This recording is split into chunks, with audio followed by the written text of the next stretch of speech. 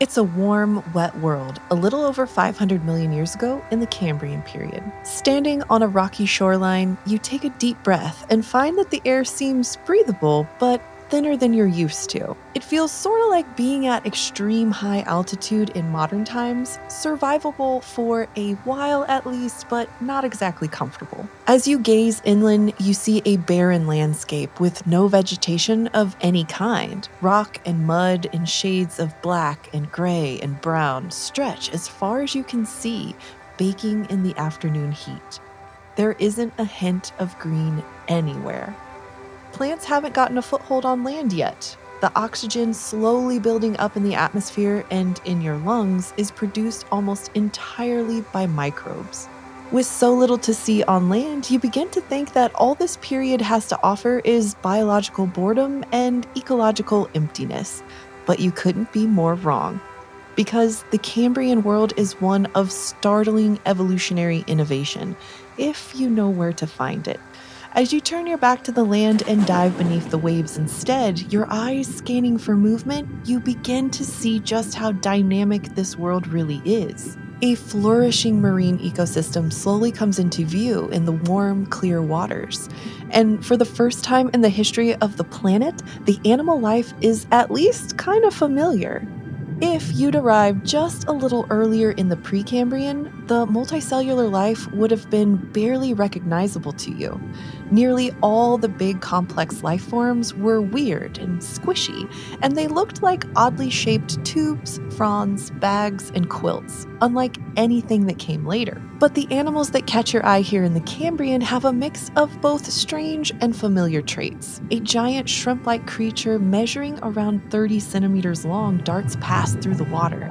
It's Anomalocaris. Its flattened, segmented exoskeleton undulates like a wave as it swims by. A tiny, moving, horn-shaped shell catches your eye, curved and not much longer than a couple of centimeters or so. Sticking out of the bottom is a mess of tentacles. It's an early cephalopod called Plectronoceras, an ancient relative of modern squids, octopuses, and nautiloids. A slender, eel-like creature gracefully passes by, moving like a ribbon through the current. Spanning the length of this fishy ribbon called Pikaea is a rod-like structure, reminiscent of your own spine. In fact, Pikaea is one of your ancient relatives, a possible precursor to all vertebrates. Watching the underwater Cambrian critters living their best lives, you find yourself pondering a simple but vital question. Who shall I eat? It's a timely question, and many other animals are asking themselves the very same thing, often for the first time ever. Because in the Cambrian, the act of killing and eating other animals is a hot new lifestyle trend that's catching on fast. Predation is disrupting the more passive, peaceful lifestyles that had come before, and the spread of predation through the animal kingdom is probably partly driving the immense innovation and diversification of the time. Both predators and prey find themselves locked in an intense evolutionary race to adapt and survive by developing new traits and behaviors that have never been seen before. These traits will persist in the animal kingdom for hundreds of millions of years into the future. And this race suddenly has one more competitor: you. Hello, and welcome to Eons, Surviving Deep Time, a podcast that gives you a human's eye view of what survival would have looked like in deep time. I'm Callie, one of the hosts of PBS Eons, a YouTube channel about the history of life on Earth. And I'm here with Michelle Barboza Ramirez, one of my co-hosts, to figure out if we would have been dead or thriving if we were dropped into the Cambrian period. Hello, Michelle. Are you ready to do some theoretical time traveling? I'm so hyped. Yes, I'm ready. Oh, that's awesome. The Cambrian is quite the period to have to be dropped into for the first time, I have to admit. I mean, like you said, this is a bustling time. We're not going so far back that we're just on a giant floating magma ball in the sky, where the planet Right. started. So we actually stand a chance here. I'm interested to see I what our downfall will be. Right, right. So let's start off with like your current wilderness survival skills, like right now. Like, where on the I'm going to be dropped into like naked and afraid would you land on the survival skills? Okay, Kelly, here's the thing. I am always thinking about the zombie apocalypse. Mhm, This mhm, is I don't know why, but it's always on my mind. I always have a plan of if the zombie apocalypse were to happen right now, what would I do? And this has recently had to change. Because when I still lived in LA, my plan was I was going to get the hell out of Dodge. I'm not going to be in the city because, like, tons of mm-mm, people, tons of no. zombies, bad. I was going to go to the Mojave. I knew enough to survive in the desert. Like, we were all set up. Now I'm in Seattle and I can't go inland. That I get stuck in the mountains. There's too much. So I have to learn how to sail. I need to Mhm, take to the seas because I'm operating mhm, under like Walking Dead rules, not the, Pirates yeah. of the Caribbean. Anyway, all this to say, I have been slowly collecting wilderness skills because obviously part of the zombie apocalypse is you got to be able to find plants to eat, plants to tend to your wounds. You got to know how to start a fire. You got to be able to like build rope and weave some baskets. But as I was thinking about this, I was like, I can't start a fire in the Cambrian. Plants, like, we're not going to have trees for another couple 100 million years, you know? So all of this zombie apocalypse trading that I've been working towards is starting to shatter, crumble, and fall apart at my feet. So I guess my past couple years of prep have been worthless. Um, or we'll find out. Maybe. I mean, I don't Maybe. know. Okay, so you can start a fire if there's material to start a fire with, right? Yes, in modern day. Yes, In the in Cambrian? modern day. Eh, Mhm. TBD. Well, we're gonna yeah, we're gonna figure it out. So zombie apocalypse, you would at least survive for a good 6 months or more probably. I So, could convince people not to kill me because I have valuable skills to trade in return, you right. know? I am more valuable alive than dead. Thank you Exactly, very I've got those much. bartering skills. Mhm. But, like, who am I gonna convince in the Cambrian, you know? Well, it sounds like you already know quite a bit about the Cambrian, but what else comes to mind when you think about the Wait, wait, Cambrian? wait, before we go on, what are your survival skills? Oh, I'm on it. I can make fire. I could probably make a shelter. I can hide in the shadows so I don't get sunburnt. Fair. We actually have been camping together, so I do know that you in fact took care of me. I took the weekend off. So we're okay, we're in a good space if we're being dropped there together. I feel like, yeah, if we were dropped in a temperate zone, we'd be okay. If it's gonna be like Antarctica, no. But temperate, we'd be all right. But yeah, like so what do you know otherwise about like you mentioned like there's no plants yet, but like what else? Well, I know that in terms of being dropped in a temperate temperature or temperate climate, we'd be fine. There's no glaciation during the Cambrian, right? It comes in Mhm. two major ice ages. You've just like passed snowball Earth in the Proterozoic, and then the Right. transition is going to end with a mass extinction due to glaciations. But it, Spoilers. oops, whoops. Wait, are we doing the what? Go watch our videos. Go anyway. Um, but like, so it's actually like a pretty mild climate, if I remember correctly, Mhm. in the Cambrian. Like everything is underwater. We don't have any animals on land yet. I know we have Nope. non-vascular plants on land, but like we're talking like algae, we're talking liverworts, we're talking. I don't mm, know if we even have liverworts yet. I don't know. so Maybe some crusty algae on the edges, but right, like mm, it's basically barren rock, which is not right. super helpful for us trying to forage and make a time for ourselves. And also, we're both vegetarian, which is not Mm. gonna last so long. No, we're gonna have to modify our diets for this one, I think, for sure. All of a sudden, all of my values out the door. I'm gonna have to start rethinking some stuff real quick. Well, I mean, yeah, there's no domesticated meat processing in the Cambrian, so that's I'm gonna have to eat some shellfish or something. We'll figure this out. But yeah, I mean, the Cambrian is probably best known for the Cambrian explosion. So like this well-known event associated with the period, you know. So we get a lot of emergence and radiation of various animal groups starting around like 540 million years ago, give or take a couple of mil. And so it seems like this biological big bang, but But we need to look at this through the lens of fossilization because this apparent burst in the results, is it a bias of the fossil record? Because before, like you mentioned, everything was like weird and squishy. And so there's no hard parts yet. And so in the Cambrian, we get our first hard parts. So is it just that we have more hard parts to fossilize so it looks like we have a Big Bang?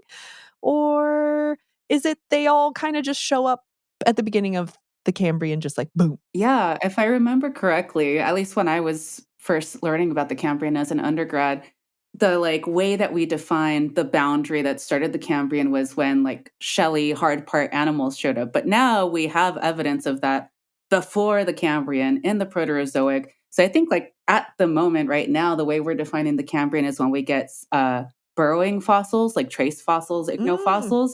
And even then, like Cambrian, there's not a lot of substrate movement. Things that burrow don't go very deep. It's not till the Ordovician that we get the like substrate right. revolution or whatever fancy word we're Mm-hmm, using now. mm-hmm. So like, yeah, we're having to redefine what defines the boundary of the Cambrian. And even the Right. explosion, like that's not where the Cambrian starts.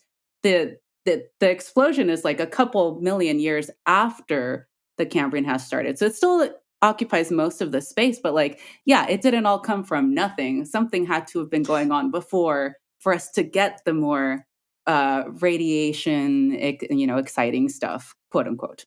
Yeah, and you mentioned a good point that we're constantly redefining boundaries, and actually the beginning boundary of the Cambrian just changed last year. Again, So it used to be 541 million years old, and now it's 538.8 million years old. The geologic timescale is always in flux based on new finds, better techniques for dating, et cetera, et cetera. well, and the nice thing to think about that is like even though the exact like numeric date is going to change, the big ideas are not changing, right? Mhm. So like when I'm talking to my students and they start worrying like, "Oh no, we changed the numbers. Like what if things are like getting all crazy?" I'm like, "No, like relatively the same things are happening. We're just kind of really changing how we fine tune and define Mhm. the edges. But like the big ideas, like the explosion is still happening here. We're still seeing Right. these major radiations. So Mhm. it's more about how finicky we wanna be. So it does feel like the Cambrian explosion was more of a long, like a slow burn fuse than like an actual explosion. But it's definitely a time when animal groups start taking over and establishing a really firm foothold. No puns intended. Um, Do and we have so, feet yeah, in the Cambrian yet? I don't there's feet.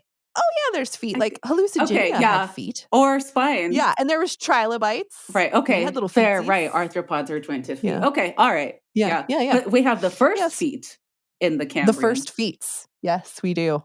Now, I need to figure out what your first priority or concern for surviving in the Cambrian is. So, like, is food your number one concern? Animal hazards, environmental or geological hazards? Is finding clean water a concern for you? Is keeping yourself climatically in control, not too hot, not too cold, Goldilocks zone?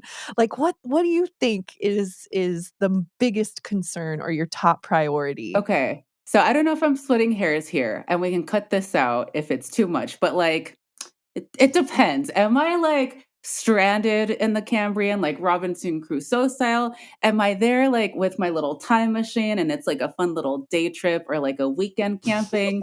And like, you know what? This is actually probably going to change based on what time period I go to. Cause like we mentioned the Hadean. If you drop me in the Hadean, I'm running straight back into my time machine. I'm never getting out of the time machine. No Mm-mm, bueno. no. But like the Mm-mm. Cambrian, hang out there for a while, especially if I brought like my own water and some snacks, like, At this point in the game, you're Robertson Crusoe dang it. style, Okay. like shipwrecked in our time Ugh. machine in the Cambrian. Okay, it's gonna be tough, Yeah, but it's tough. I think it's doable. I think it's so much more doable than so many other places. Because guess what? I can step outside and breathe, first of all. That's great. Boom. Number one. Number one. I do hope I brought some real good sunscreen because those Nope. UV rays No are still sunscreen. I'm gonna be crispy. I'm gonna be crispy. You and me both. There's no You shade. and me both. There, Well, shade. where are we getting Shade our shade maybe. from? I mean, rock outcroppings. Oh, okay. We got to There's find like a still cliff rocks. and okay, fair. I was just And there's still caves, and there's still, I think you could get out of the okay. sun. Okay, fair. Okay. So my first priority does not have to be breathable air, which is great. That's already there. Check. The climate, pretty decent. There's no like ice caps. It's gonna be warm enough. Like I'll be all right. I'll be okay. I'll Yep. be uncomfortable, but I Check. think I'll be fine. So we're good to Mhm. go. So then I have to think about finding fresh water, which Mhm. I think will be okay. There's not going to be really anything that's contaminating the water in terms of like animals. There's like algae, cyanobacteria stuff, but Yeah, and there's no freshwater animals yet, so you don't have to worry about eating or accidentally right. ingesting any animals in the freshwater, and we're so far back and we're so far removed from this time period that, like, microbes and stuff, they ain't gonna know what to do with our mammalian bodies. Yeah, they'll be so confused about me. So I think Yeah. actually like water-wise I'm okay. Um Check. so wow, okay, this is easy. Now we're getting to the tough stuff, which is Mhm, mhm, mhm. eating. Um Yep. again, like non-vascular plants, right? We don't have a lot to work with. So then, We basically have slime. We have slime. yum. Do So you like slime? no, I'm gonna have to learn to like it. If it can even do anything for me at all, I don't know how nutritious slime would be. Seaweed? Like algae have Uh, been around. Do we yeah, have we have seaweed-like and kelp-like stuff, but not quite true kelp yet. Not Yeah. true seaweed yet, but there is some kelp-like algae. So there might be a potential for that. But like, okay, let's say we forget we're vegetarians. That does open up a few doors for us. Yeah, it's actually the only door we have at the moment. We're like running real low on options because there's not gonna be any fruit for me. We don't have flowering plants No? till the Jurassic, so goodbye mangoes, goodbye all my favorite fruits. There's Yep. no I mean, all the food that I eat as a vegetarian, no tofu, no nada. Like, let alone domesticated stuff, forget that, but not even like its tiny, puny, sad little Yeah. ancestors. That's all Cenozoic stuff. So we're like way out of our league here. It's gonna have to Yep. be meats. I have to go back to Yep. meats. And so I You're think gonna have to go back to I'm gonna meats. start by finding an Anomalocaris because Ooh. it's like crustacean-y like. I think it's a stem arthropod, so it's technically like not even an arthropod. It's like the closest branch to that. But it's also Hmm. the biggest thing around in the Cambrian, which is not that True. big. It's like a foot long. 30 centimeters. And I don't think it can really hurt me. Like, we're not at the point yet where anything is going to be venomous or poisonous. Well, Tell me more. I don't know. Well, so when we think about things that could hurt you, Anomalocaris maybe not, because we've looked at Anomalocaris. A lot of people for a long time thought that it like crunched up trilobites, but Mm. then some physicists got a hold of their mouth parts and it's like, maybe 'Cause not. It they looks like look they preferred softer stuff. right. Yeah. Yeah. So, like, I don't know if you'd have to worry about Anomalocaris, but there were some pretty large trilobites, and we know that they were ravenous, and we have evidence of trilobites eating other trilobites. So, some of them were cannibals. So, like, if you were like hanging out in the water for too long, somebody might come like try to bite your toes or something. Look, see, all I'm Also, hearing is those spas where you put your feet in and the fish eat oh like your yeah, dead the sit. fish That's what I'm thinking. They can come nibble my feet. I'll be fine. I'll just smash them if it really starts hurting. I'm getting yeah, brutal out don't here. draw blood. And then you could eat the trilobite, right? Right. Like, But like yum, ocean roaches. hallucigenia, no, and because it is spiky, it is very small. They are, like, under 2 inches. I think the biggest ones are around 2 inches long. But like, I've gone snorkeling and smashed up Mhm, against a sea urchin before, and like, that mhm. wasn't fun, and I'm not going to have tweezers probably in the Cambrian. So Nope. I got to watch out. But it's like, Yeah, again, like, I feel like the worst that happens to me is I wasn't looking where I was going and I tripped over a trilobite and I smacked onto a hallucigenia and I'm like, ow, this is uncomfortable. But like, I don't have to keep maybe watching my back. There's no like secret No, shark. no, you don't have to watch your back. I know, maybe we should add a new, guest option on here of just, like, human clumsiness. Yeah, that's honestly, I'm gonna be my own worst enemy here, where I just like get so complacent because I'm like, nothing can touch me, and then I trip over a rock on land, and I Mhm. don't land on something soft because there is no soft thing. I just fall into another rock. Wow, I'm gonna go out sad in the camp. Like it's really sad. If I die here, it's not like going out with like, oh man, they got bit by a shark in half, or like a dinosaur squashed them. It's literally like they dehydrated and starved to death sitting Tripped over under a a rock. rock. Yeah. Yeah. Not with a bang, but with a whimper. But if we okay, so we set aside that we're vegetarians. We're gonna eat meat. Are you okay with eating raw meat? I'm gonna have to be, right? Sushi It's style? sushi. Like I'm gonna find that like proto seaweed. I'm gonna wrap it around this Anomalocaris that I've smashed open and pinky up. Ooh, this is a Yeah. delicacy. I'm just gonna have to Yeah. trick Yeah. myself. Uh yeah, I can't think Yeah. of how I would create fire. Any What fire. is there to Yeah, because catch fire? oxygen levels are lower than today. There might be some dried out algal mats, but it's the spark. It's I'm sure Well, there's can we find like some obsidian and like I'm sure there was this obsidian. I mean, there's been lava since the beginning of our right. planet. So there's probably some We'll obsidian. have like a And there smoky algal mat that's oh man. I don't know if I'll be able oh, to cook the it smells so Anomalocaris. bad. Maybe I'll just give it that smoky texture, like, the that's my seasoning. It's gonna taste like smoke. Yum. Yeah, we could evaporate some seawater for some salt, maybe dry things out. Now we're talking. Now we're talking. Anomalocaris jerky. Oh. And like the closest thing we have to a fish is like Haikuithis and Picaya. Is that how you say it? Picaya? I say it paikaya, but Picaya, tomato. yeah, I don't know. If the it chat doesn't. feels strongly, please let me know.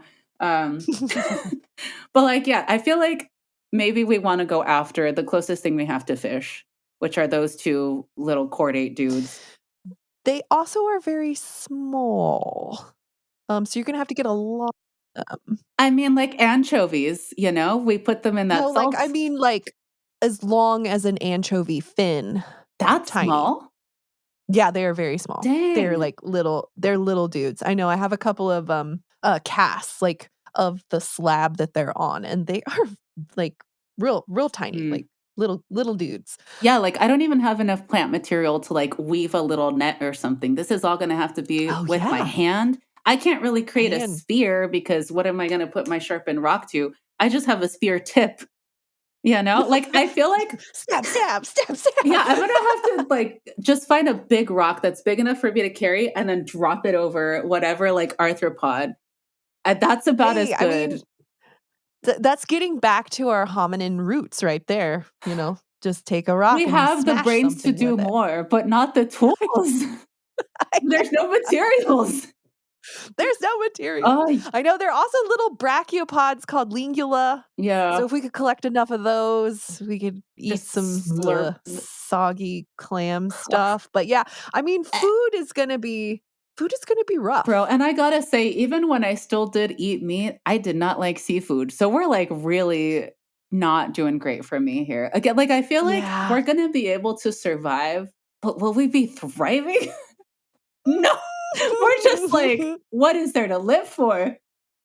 What is there to live for? The sunsets. The sunsets. Yep. I mean, like if I had my little nature journal with me and I get to make a bunch of like cool sketches, and then I hope one day a future paleontologist finds my little sketches. That's what I'll live for. I'll be the Mhm, the mhm. recorder of the time, and food will be sad. And food will be sad. That's gonna be like all of your notes. Food today sucked. Entry number 137. Food still sucky. Dear diary, Anomalocaris tastes just be raw on the Yep. 329th day as it did on day one. Oh, that's so funny. All right, so we are in a bit of a Goldilocks zone. We're not too hot, we're not too cold. We don't have to worry about that. We've got fresh water. We have food. It's not good, but it is there. I don't think we're gonna get scurvy because some of these animals probably got vitamin C in them. So I think we're gonna be okay. But let's think about like even though the land is barren, we still have to kind of think about like environmental hazards though. Like if you're on land and there's nothing else on land but rocks, you are officially the tallest thing on land. And so if a storm comes in, you're a lightning rod. I'm gonna hide in the cave you were talking about earlier.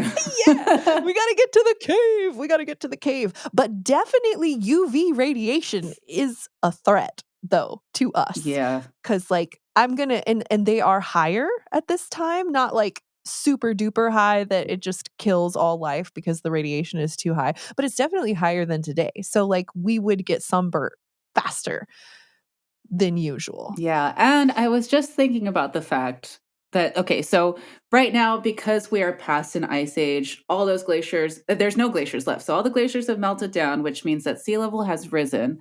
And a lot of the Mhm. continents are covered almost entirely by shallow seas, which are warmer because there's like less water to get to till you get to the bottom. So we're kind of talking like tropical reef Mhm. style. Like we have archaeocyathids. We do have some other, Right. like Mhm. sponges and corals, and there's Yeah. nothing, there's no stingray that's going to come hurt you. There's no sharkies. There's like, you can kind of hang out in a cute little tropical ocean scene minus Yeah, the little palm trees. lagoon. Yeah, like Mhm.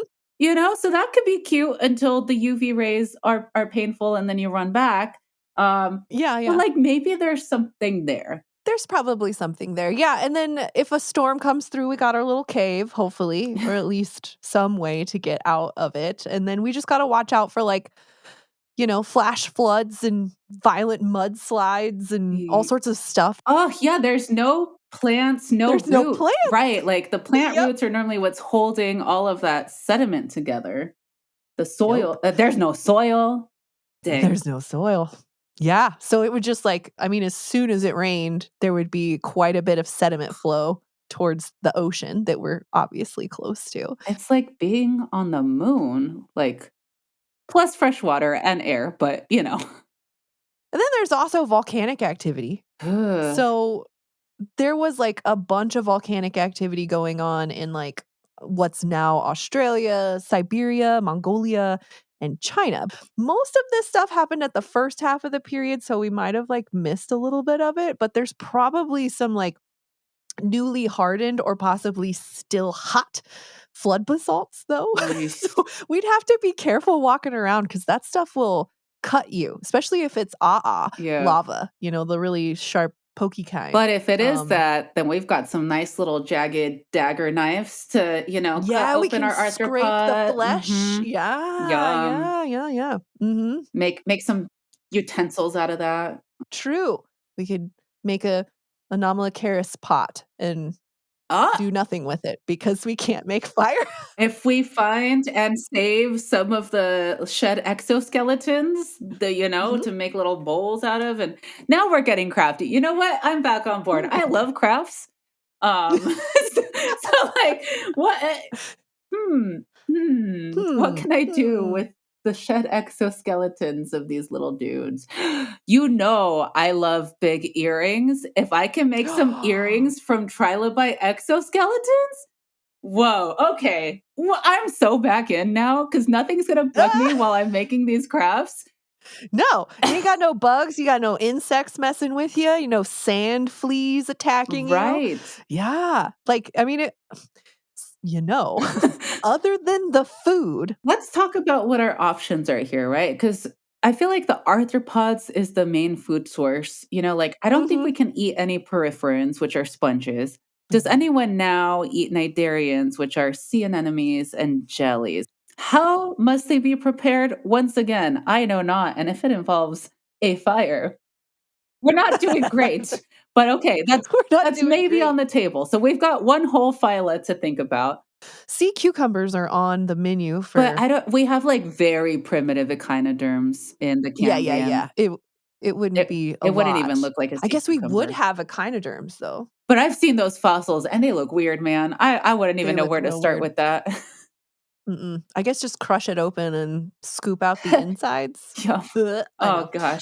I have to desensitize hard. Okay, so maybe I we've know. got some Echinodermata, which those are our pentaradial symmetry friends like sea urchin, sea stars, sea Mhm. cucumbers, but like those as we know them for sure, not around in the Cambrian yet. Maybe we're gonna eat some with mollusks, right? Like, but again, the Mhm. mollusks here are weird, okay? Well, Waxia, and they're also, like, yeah, well, waxy is, I don't even know. that's Do they really know if that's a the mollusk? last I read, they think it's a mollusk, but, like, that's the guy that looks like a little pine cone with spikes, like, almost like a Yep. hedgehog thing? Like, layered armor with Right. spikes on the edges. So, like but, like, what if you crack that open and there's, like, a squishy mollusk in you Nutritious know? inside. Yeah. And we were talking Eat a about, little. like, brachiopods, which if Mhm. we You got lingula, crack those open, which. Mhm. I guess And there are cultures that eat lingula today, so they can be eaten. You have to wash them really, really, really well. So, as long as we know that we had to wash them really, really, really well, I think we'd be alright. okay. Well, we're starting to build a smorgasbord here. This is almost a We're starting to get charcuterie. there.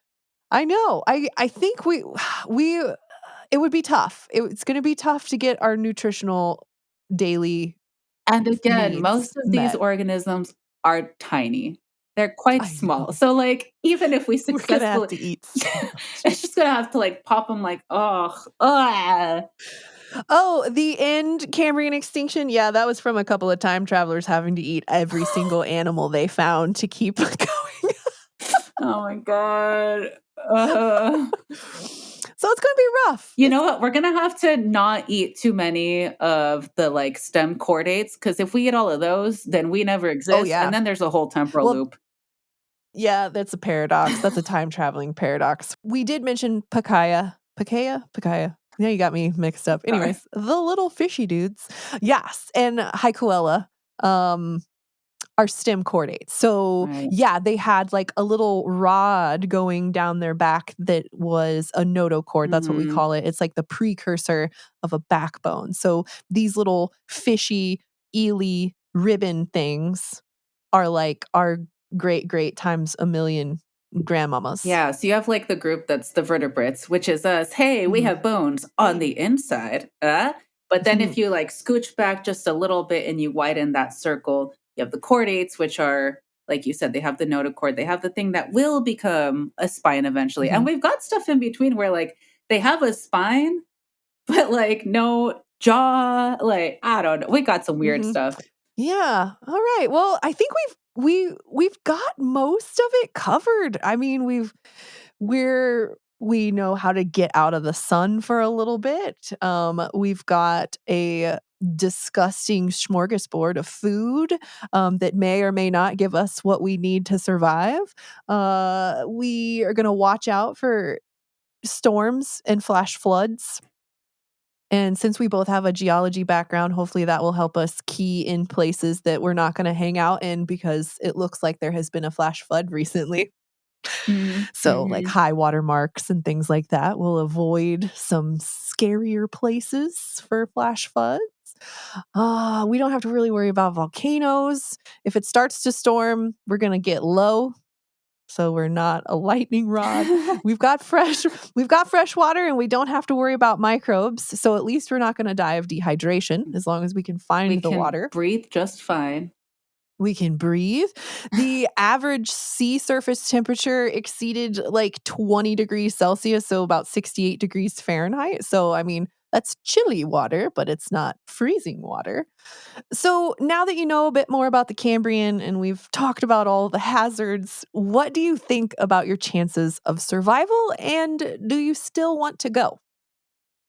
I mean, my survival here just depends on can I get enough calories to make it through another day, which Right. I mean, kind of encouraging, right? Like we just Mhm, went through mhm. everything that we don't need to worry about. The only thing I need to worry about is can I eat enough of this weird Right. raw seafood? So that's Right. cool.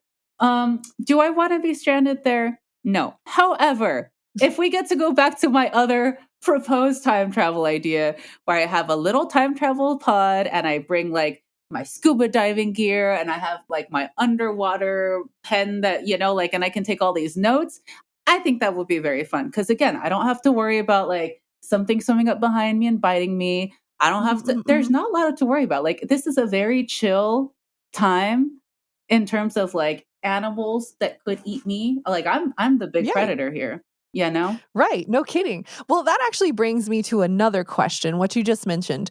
If you could only take one item, Oh. what would you want to take with you? So you can just choose one out of all that list that you just gave me. What would be your top item to take with you Okay. back to the But Cambrian? if I have my nature journal, does that come with like a little writing implement? I'll give you that. I'll Okay. give you a pencil Okay. with Okay. the Then I want notebook. my nature journal with my pencil. I don't want to take Out a of camera because then I'm gonna like run out of pictures. And how do I develop the? But like my little nature journal, yes, because it'll also keep me sane.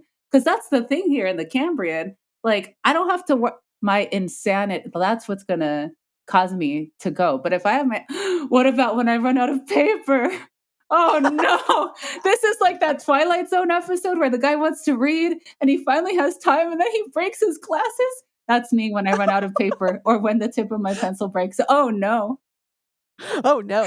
So you still going with your notebook and paper, though? Yes, because Wherever you're gonna at, take it. at least for the couple weeks that I'm writing in that notebook, I'm gonna be so happy.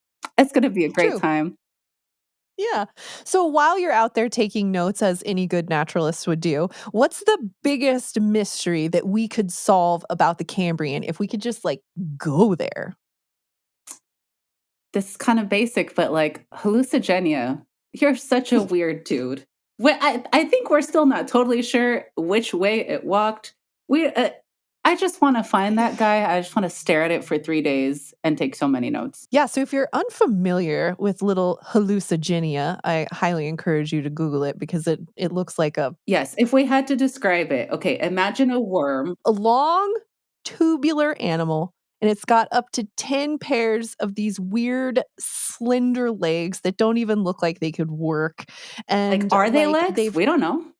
they Probably. think they're legs, and then they also have these, like, conical spines that kind of match with the legs that go on the back, quote, unquote, and there seems to be a head and a tail, but I don't They know if look the we're same. They super look the I same know, on both sides. Let's be real here. they really do. So, it's real hard to tell which way is the front and which way is the back, And it's called and hallucigenia because if I remember correctly, forgive me if this is an apocryphal story, but like it literally looks so weird that the scientist that was just describing it was like, it looks like I hallucinated this dude. I'm gonna call it right. hallucigenia. Very cute, very funny. But like, what what are I you? know, and then when they first started reconstructing them, they put the spikes down and the little leggies up in the air, and then somebody was like, "Well, no, I mean, you're not gonna walk on spikes," and they seem But to be like, made of, like, a little bit of harder material, so the spikes are probably on the back, and the little leggies are on the bottom. and we're still not totally sure what they're related to either. Mm-mm. Like, No, I not even I don't even close. think yeah. I think they're somewhat grouped with, l Velvet worms? yeah, the velvet worms, the lopopods. I think that's how you said it. Lobopods, yeah, like the little velvet worms, and there was also, like, really a velvet worm in the Cambrian too, so they've been around for a long time, but yeah, Hallucigenia is weird. That's a good one. What are you bringing, Callie? Are you being more practical than I am? I'm probably being more practical. Like some of these animals, I wear contacts, and so I'm gonna be screwed if I open my eyes underwater. So I need to be able to get food without opening my eyes underwater. So like I'm probably gonna bring like a harpoon or something so I can be in a distance, be like, "Ooh, look at that Anomalocaris," and then just reel it in so I Yeah, don't have to work very hard for it. yeah. Because also the oxygen is lower. So we're not gonna be able to spend a ton of energy doing anything. And also, we don't have a lot of food or a lot of calories. Oh no, we gotta be lazy. We gotta Oh relax no, and oh lay down no. on the It the will take shore. us like a month to starve to death. So there's also that. But like, I'll probably be done with my nature journal within a month too. So you know what? This is great. We're gonna have one Good beautiful timing. month in the Cambrian, and then we're just gonna peace out. Bye. So that actually leads me to my last question for you. What is the one non-living souvenir other than your nature journal that you'd like to bring back with you? From the Cambrian? Yeah, like if you could take one non-living thing back from the Cambrian, what would you bring back? Oh, okay. I feel like my first instinct was to say a trilobite because I love a trilobite. But like, let's be Mhm. real, we have so many beautiful trilobite fossils. Then I was gonna say like an archaeocyathid, which were those like sponge reef builders. But like, these are all things that I know because we have fossils of. So I want to Mhm, bring mhm. back a thing we've never found a fossil of from the Cambrian. Oh, Here's the thing, it's gonna be that's a soft good and one. squishy, right? Like that's why it won't be a Well, fossil. maybe. I mean, maybe. I mean, it's not like we have every single hard part that's ever lived You're in the right. Cambrian. And this is our theoretical Cambrian, so we're kind of throwing a lot of things together. We're not at one single site in the Cambrian. Right. We're kind of we're a mashup Hmm. of Cambrian sites, to give us a flavor of this world. So there definitely could be some hard part things that would be completely new to us. True, true. We did it. We went there. Woo! And we didn't die We took notes. immediately.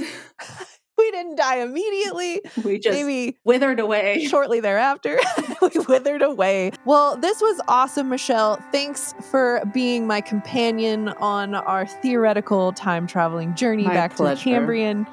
You had great answers. I'm all for it. Wow. I can't wait to see where we get dropped next. Did you survive? Well, you're hot, sweaty, sick of seafood, and a little short of breath, but you are still alive and kicking. Not everyone you met on your adventure ended up being as lucky as you were, though. Because while the Cambrian was when animals began an ascent that seemed unstoppable, the end of the period brought with it major challenges that showed that there was nothing inevitable about their success. Shortly after you depart this ancient world, a series of mysterious extinctions devastate late Cambrian animal life between around 500 and 480 million years ago. We don't know exactly what caused these extinctions. It's thought to be a complex interplay of volcanic activity, changes in marine oxygen levels, and a sudden drop in temperature. And many groups lost much of the diversity that they built up over the Cambrian, like trilobites, conodonts, and brachiopods. And some species, like our friend Anomalocaris, disappeared forever. From explosions to extinctions, the Cambrian period was one of the most dynamic that the world ever saw. And it left a legacy that still defines our planet today, turning Earth into a world of complex animal life, at first only in the oceans, but eventually everywhere.